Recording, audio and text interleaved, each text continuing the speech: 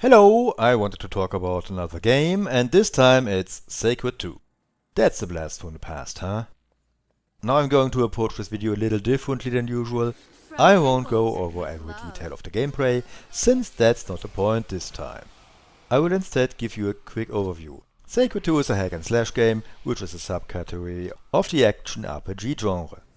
The game everyone knows from this genre is Diablo and of course Diablo 2.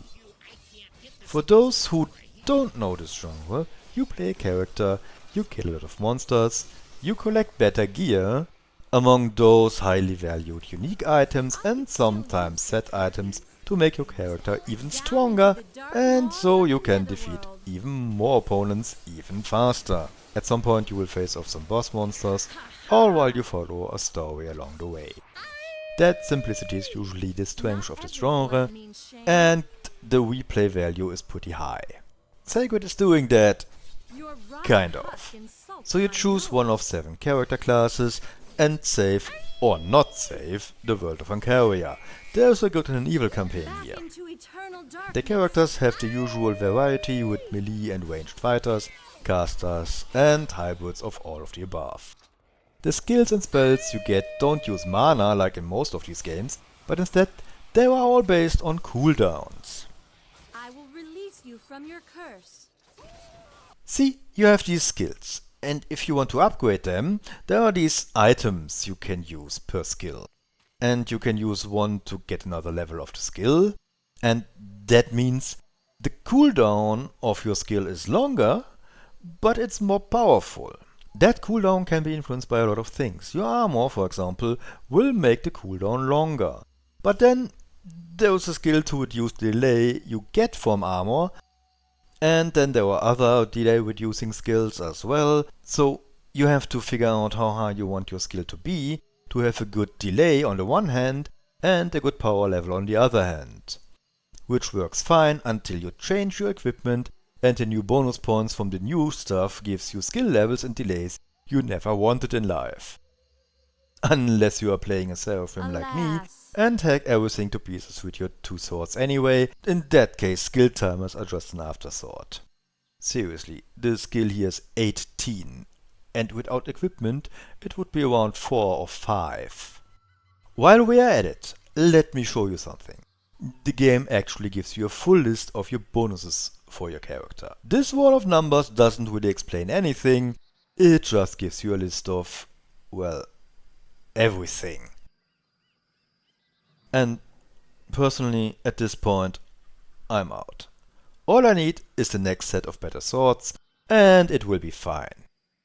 Now I played this game 2 times before, back at release in 2009, I think around 2017 when I was bored, and for some reason I started looking into it again just now. Sacred 2 is huge. If I may, let me take you on a short journey through a long game. You start in Act 1 in the world of the High Elves, and right at the start the game throws an enormous amount of content at you. Side quests are everywhere, and many of them send you back and forth across long distances. You might even forget that you have a main quest in the first 2 acts, since the game is relentless giving you side quest after side quest. And who can say no to all these NPCs with a question mark over their heads?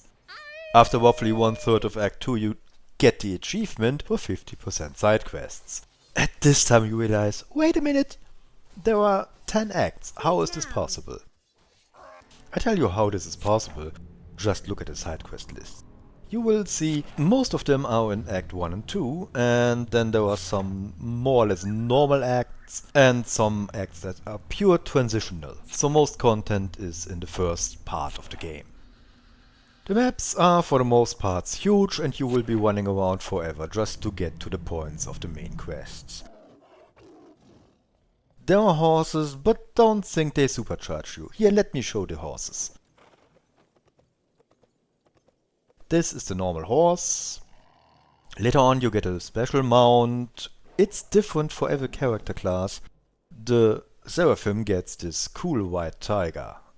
In the game you move from the realm of the elves to the human realm. Then you visit the orcs. get a short visit on Seraphim Island,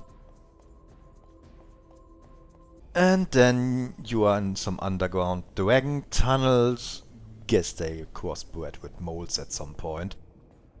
And then you get ported to the swamp, which is one of the more memorable regions, since every second opponent roots you in place. Guess if they can't beat you with weapons, maybe they can annoy you to death. You then move to the desert region. From there to the mighty but surprisingly small jungle. Visit Dryad Island and meet the final boss of the main quest in the Wasteland. Those are the 10 acts, and you may think now, cool, fun character classes, a lot of content, so much to do, and that sounds like a good journey. There is a reason I only play this every 9 years. The sheer number of side quests is overwhelming, and many of them are built around excessive backtracking. You'll often be sent long distances in one direction, only to be sent right back again, sometimes multiple times in the same quest chain. What makes this worse is that the game blocks obvious shortcuts all the time. Here, let me show you one of the greatest examples. The Old Harbor. There is an obvious road into it, but it's blocked by this wall, and then there is this side entrance all the way over there. There are 2 quest lines that send you in and out of this old harbor multiple times. You go down there, do one thing, you get back to report and get sent in right back again. And you always take the long detour. This isn't accidental. Sacred 2 consistently uses distance as a way to stretch playtime, and I still don't know who thought this was a good idea. With the amount of content it has. There are so many side quests, wasn't that enough? Do we really need some extra time sink built in to make this last even longer? I don't get it. One of the results of the many side quests in the first 2 acts is the main story loses momentum. It's constantly on the back burner since you are busy with other things, mainly running around. Another result might be that you want to punch your screen after a while. But don't do that. The sad truth is, between massive quest lists, long travel distances and extremely dense stat systems, the game slowly wears you down. Progress starts to feel less like momentum and more like obligation. Back then, and also now, I tried other characters. Here's my Ranger Dryad. A never-ending jar of bad puns, the kinds that might be funny once upon a table, a Dungeons and Dragons table that is. She feels like a balanced character, and if the game would have more replay value, I would love to experience more with the other characters. But the thing is, the characters only get good after a while, so starting with level 15 maybe, and that's almost 2 hours per character just to get there. Here's another one, a high elven caster, burning herself to Arcania. She's also evil and plays the second campaign, which doesn't just have a different main quest line, but actually has a few different side quests compared to the good campaign. The thing about Sacred 2, after one full playthrough, Sacred 2 doesn't invite you back. It wears you out. It's so exhausting, you run around in circles in the first 2 acts so often, it just becomes tedious. It's hard not to mention that the game studio Ascaron didn't survive Sacred 2. They went under not long after the game's release. I don't know how troubled the production of this was. The game was definitely ambitious, it definitely doesn't lack content, it's almost too much of a good thing in that regard. It's also kind of sad because there are a lot of good things here. Sacred 2 has a soundtrack by Blind Guardian. They sing part of the song in the town squares. Here, let me show you a little. Oh, it's now or never, we shall stand together one by one. This word is sacred. Now to stand forever, we shall stand one by one and sacred. I'm bleeding, I'm fading here in my final hour. When long lost memories return and a voice keeps calling all dead and gone. There's a quest where you have to collect the instruments of them, and then there is a music video of the full song as a reward. Imagine that! Link to the song in the description. There are also small details that clearly come from love for the game and its community, like graves belonging to hardcore characters from this first Sacred, submitted by the players and on display here. There are side quests full of humor, personality and pop culture references. I really like the one where you are sent to a bar to check on some soldiers, and that is a clear reference to From Dusk Till Dawn. There was a lot of creativity here. What are you doing? There's a recent remake of Sacred 2 out. I tried it and pushed it for my PC right afterwards. The UI changes are a downgrade, a very sad one, and enemy hitboxes feel off, which makes it almost unplayable. If you actually want to play Sacred 2, and I do think it's still worth experiencing at least one playthrough, the better choice is Sacred 2 Gold.